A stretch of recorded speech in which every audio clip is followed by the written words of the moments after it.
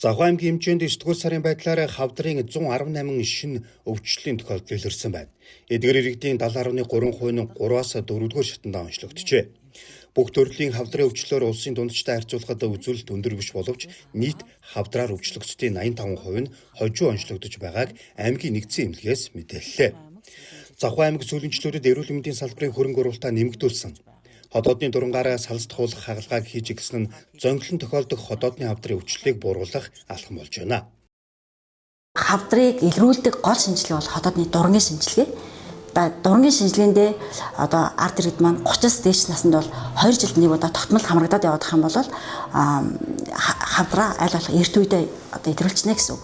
Ходоодны хавдрыг бол ерөнхийдөө эрт үеийн хавдар, хожуу үеийн хавдрыг хоёр хуваачсан. Тэгэхээр бидний хамгийн гол асуудалтай юм дандаа хожуу үе шатанда 75% нь хожуу үе шатанда онцлогдоод байгаа учраас одоо нөгөө хавдар идэхгүй байна, хавдраар насвараад байна гэдэг асуудал яригдаад байгаа байхгүй юу? Хэрвээ эрт үедээ онцлож чадах юм бол энэ ходоодны хавдар маань дурангийн аргаар эмчлэгдэх боломжтой. Бүр 98-аас 99% эмчлэгдэх боломжтой ийм өвчин байдаг.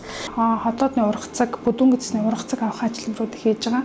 За орон нутагта 2022 оноос манайх орон нутагта хийж ившээд баруун бүсийн аймагуудыг ураад Ардангийн ходоод бүдүүн гэс улаан олон өргөсөн судалсыг боох ажилбараараа тийм гартантай баруун бүсийн тийм сургалтыг аймагта зохион байгуулсан. Улсад анх удаага гартантай тийм сургалтыг зохион байгуулсан. Аюу давуу талтай.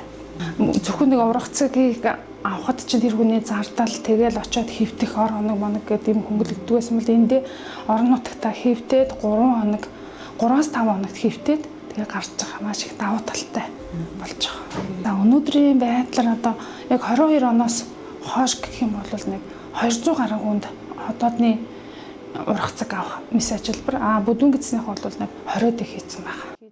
Эрүүл Монгол хүн үндэсний хөдөлгөөнийг дэмжиж Хуами нас хүүсийн эрүүл мэндийн эрсдэлд суурилсан зөнгөлөн тохиолдох халдварт болон халдварт бус өвчнөөс өрчлөн сэргийлэх, иргэдийг эрт илрүүлэх өчлөг онцлогоо шинжилгээний тогтмол хамрагдаж байхыг уриалж зөвлөн туслах ажлыг хийж байна.